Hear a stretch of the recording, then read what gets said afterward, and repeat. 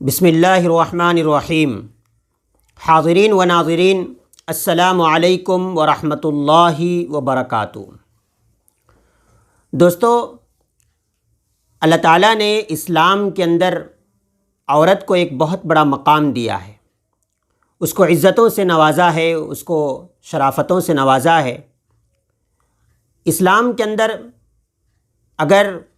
کوئی ماں ہے تو اللہ تعالیٰ نے اس کو ایک الگ مقام دیا ہے، کوئی بیٹی ہے تو اللہ تعالیٰ نے اس کو ایک الگ عزتوں سے نوازا ہے، کوئی بیوی ہے تو اس کے بھی اللہ تعالیٰ نے فضائل بیان فرمائے ہیں، اس کے حقوق کی ادائیگی کی بات اسلام کے اندر کہی گئی ہے۔ دوستو، جب ہمارے نبی پاک صلی اللہ علیہ وسلم اس دنیا کے اندر تشریف لائے تو دو لوگ ایسے تھے جن پر دنیا کے لوگ بہت زیادہ ظلم ڈھایا کرتے تھے۔ ایک عورت تھی اور دوسرے غلام۔ جو زمانے کے اندر غلام ہوا کرتے تھے،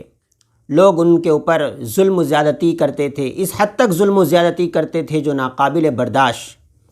اور عورت کے ساتھ ایسا سلوک کیا جاتا تھا کہ ان کے بارے میں بولنا بھی ایک آدمی کے لیے، ایک انسانیت کے لیے شرمساری کی بات ہو جاتی ہے۔ دوستو، جب اسلام آیا تو عورت کو اسلام نے بہت سارے حقوق دیے اور ان کے بہت ساری فضیلتوں کو اسلام نے بیان فرمایا، یہاں تک کہ اسلام نے یہ کہا کہ جب کوئی عورت ماں بن جاتی ہے تو اللہ تعالیٰ اس کے اولاد کے حق میں ماں کو اتنا بڑا مقام دیتے ہیں کہ اس کے قدموں تلے جنت اللہ تعالیٰ رکھ دیتے ہیں، اور یہ اولاد کو ایک طریقے سے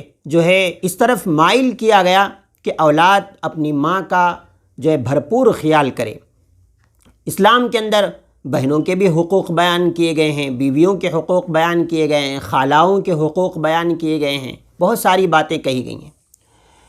یعنی مطلب یہ ہے کہ اسلام کا بہت بڑا احسان ہے عورتوں پر،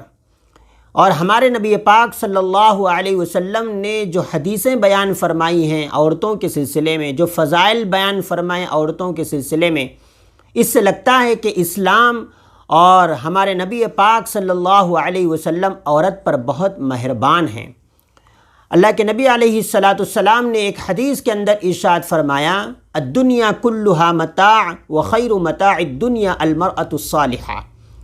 کہ دنیا تو ایک سامان ہے، لیکن اس دنیا کے سامان میں اور اس دنیا کی چیزوں میں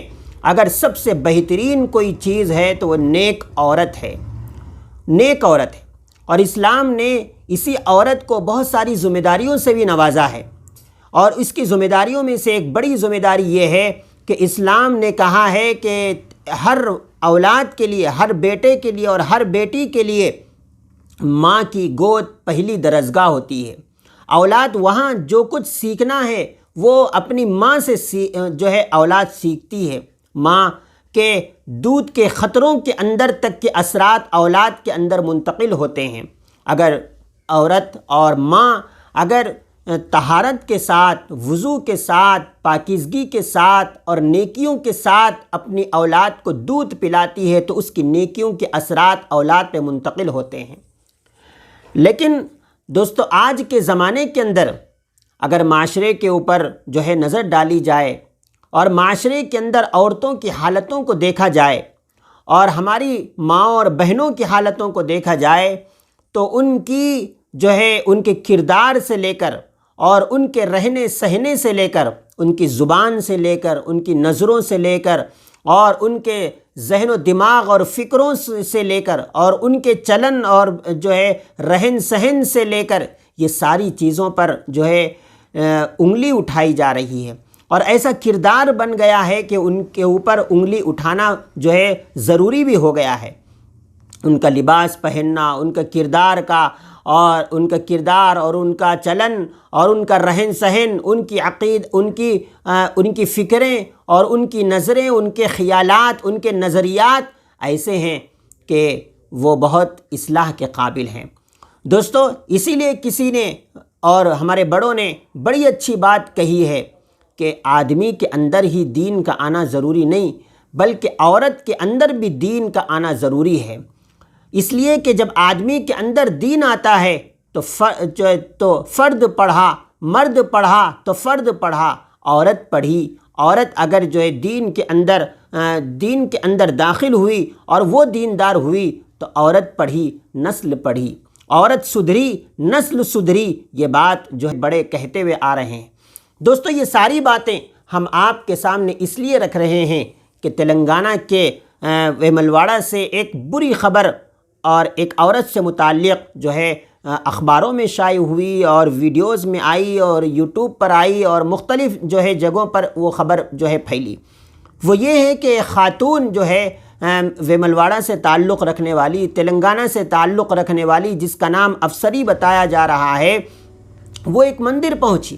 اور اس نے جب مندر پہنچ کر صرف یہی نہیں کہ وہ پہنچی اور وہاں کے نظارے دیکھے اور وہ چلی گئی، ایسا نہیں، بلکہ کہا جا رہا ہے کہ وہاں اس نے پوجا بھی کی۔ اور یہی نہیں بلکہ وہ یہ کہہ رہی ہے، برقع پہن کر اور برقع پوش ہو کر وہاں گئی، اور وہاں جانے کے بعد اس نے میڈیا کے لوگوں سے بات کرتے ہوئے کہا کہ یہاں آنا میری بہت بڑی تمنا تھی، میری آرزو تھی، میری خواہش تھی، بہت انتظار تھا کہ میں مندر کو کب پہنچوں۔ اور پھر اس کے ساتھ جو ہے اس نے جو تصویریں لوگوں کے ساتھ جو وہاں پر اپنی کھنچوائی، وہ جو ہے ایک گائے کے ساتھ اور ایک جانور کے ساتھ جو ہے اس نے اپنی تصویریں جو ہے کھنچوائی، جو اخبارات میں بھی آئی اور یوٹیوب پر بھی آئی اور مختلف جگہوں پر اس کی تصویریں شائع ہوئی۔ دوستو یہ ایک ہی واقعہ نہیں، ہم آئے دن جو ہے عورتوں کی بے حیائی اور عورتوں کی گناہوں کے کرنے میں اور اسلام سے بغاوت کرنے میں، دین سے بغاوت کرنے میں ان کی جرأت مندی کا جو اظہار ہو رہا ہے، یہ بڑی حیرت کی بات ہے، یہ بڑی حیرت کی بات ہے۔ دوستو جب کبھی ایسے واقعات پیش آتے ہیں کہ لوگ جو ہے اپنے دین کا خیال نہیں کرتے، ایک اللہ کا خیال نہیں کرتے، اور جو ہے اپنے مذہب کا خیال نہیں کرتے، قرآن کا خیال نہیں کرتے، اور اپنے نبی پاک صلی اللہ علیہ وسلم کے بتائے ہوئے فرامین کا خیال نہیں کرتے، تو سب سے پہلے سوال پیدا ہوتا ہے، لوگ سوال کرتے ہیں کہ اس معاشرے کے اندر معاشرے کی اصلاح کا کام کرنے والے کیا کر رہے ہیں؟ علماء کیا کر رہے ہیں؟ دعوت و تبلیغ سے جڑے لوگ کیا کر رہے ہیں؟ اور اصلاحی کام کرنے والے کیا کر رہے ہیں؟ دوستو اگر اس واقعات کے پیش آنے کے بعد جو ہے اگر محلہ محلہ، گھر گھر اور گاؤں گاؤں، بستی بستی، قریہ قریہ، دیہات در دیہات اگر خواتین کے اصلاح کی کوششیں نہ کی گئی تو آج ایک افسری باہر نکل کر اپنی تمنا کا اظہار کی ہے، لیکن کل کئی افسریوں کے نکلنے کا جو ہے نظارہ ہمارے سامنے آ سکتا ہے، اور اس بارے میں سوالات اٹھ سکتے ہیں، اور اس بارے میں صرف دنیا ہی کے اندر نہیں بلکہ قیامت کے دن بھی اللہ کے سامنے کھڑے ہو کر جو ہے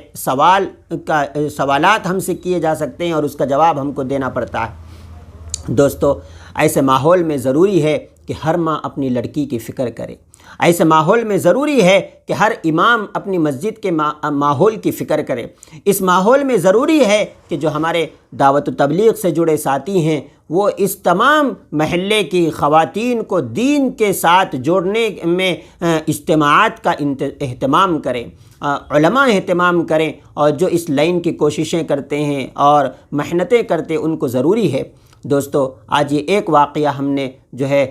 دیکھا اور سنا اور پڑھا، جس کی وجہ سے دل کو بڑی تکلیف ہوئی کہ ایک مسلمان عورت کو کہاں اپنا سر جھکانا چاہیے اور اس نے کہاں سر جھکایا۔ دوستو ایک شاعر نے بڑی اچھی بات کہی ہے، سامان تجارت میرا ایمان نہیں ہے، ہر در پہ جھکے سر یہ میری شان نہیں ہے، اس لیے یہ در جھکے گا تو صرف اللہ کے سامنے جھکے گا۔ انہی باتوں پر ہم اپنی بات کو ختم کرتے ہیں۔ وآخر دعوانا ان الحمد للہ رب العالمین۔